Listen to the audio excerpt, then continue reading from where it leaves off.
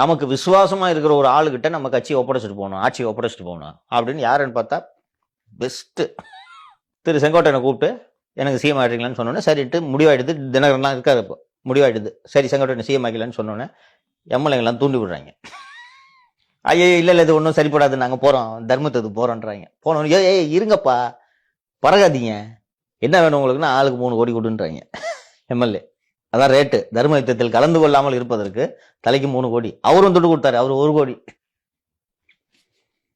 சரிங்க போல 3 கோடி கொடுங்கன்னு சொல்லிட்டு கேட்ட உடனே செக்ரட்டரி கூப்பிட்டு பாருங்க ஒரு சிஎம் ஆக்குறோம், 3 ரூபா கேட்குறாங்க எல்லாம், எப்போ கொடுப்பீங்கன்னு கேட்டோன்னே அம்மா என்ன சிஎம் ஆக்குன டேட்ல இருந்து 1 வாரத்தில் கொடுத்துரு அப்படின்னு செக்ரட்டரி சொல்றாரு. அது ரீசனபிள் டைம் இல்லையா? சொன்ன உடனே சரிங்க 1 வாரத்தில் கொடுத்துருவோன்னு சொன்ன உடனே சரிண்டு கொஞ்ச நேரம் கம்பெனி இருந்தாங்க. 1 வாரம் வெயிட் பண்ண முடியாது, அங்கே தர்ம யுத்தத்துக்கு டைம் போயிட்டு இருக்கு, நாங்கள் போறோம் அப்படின்றாங்க. திரு எடப்பாடி பழனிசாமி அப்போது நெடுஞ்சாலைத்துறை மற்றும் பொதுப்பணித்துறையின் அமைச்சர். தமிழ்நாடு பூரா கான்ட்ராக்டர்ஸ் இருப்பாங்களா? ஏற்கனவே எல்லாத்தையும் சொல்லி துட்டை ரெடியாக வைட்டாங்க. யாரு? பழனிசாமி. அப்புறம் இவர் செங்கோட்டையன் வந்து 1 வாரத்தில் கொடுக்கணும். எப்போ 1 வாரத்தில் ரூபா வந்துடும், செட் ஆகாது, இப்போ துட்டை எடுத்து வை, இல்லை நாங்கள் போறோன்றாங்க எம்எல்ஏஸ்.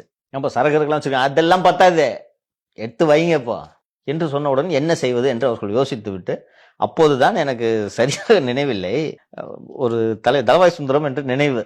இப்போ டிடி விட்டு சார் நம்ம பொதுப்பணித்துறை அமைச்சர்கிட்ட சொன்னா அப்படின்னா இவங்களுக்கு என்ன பயனா, நம்ம ஜெயிலு விட்டு ஆட்சி போயிடும், பிஜேபி அங்க இவங்களை கபலீகரம் செய்ய காத்திருக்கிறது, எப்படியாவது ஆட்சியை காப்பாற்றணும். அப்ப வந்து திரு பழனிசாமியை கூப்பிட்டு என்னங்க நீங்க என்னன்னா, ஆமா 1 மணி நேரத்தில் கொடுத்துறேன்றார். எப்படி 1 மணி நேரத்தில் கொடுத்துறேம்மா அன்று சொன்னதும் கொடுங்கப்போ அப்படின்றாங்க. ஒருவேளை கொடுக்குறாரு இல்லையான்ட்டு எங்களுக்கு தெரியல, கொடுத்தாரு 1 மணி நேரத்தில். எல்லாம் வீட்டுல இருந்து போன் வருது சார், அது அமைதியாயிட்டாங்க.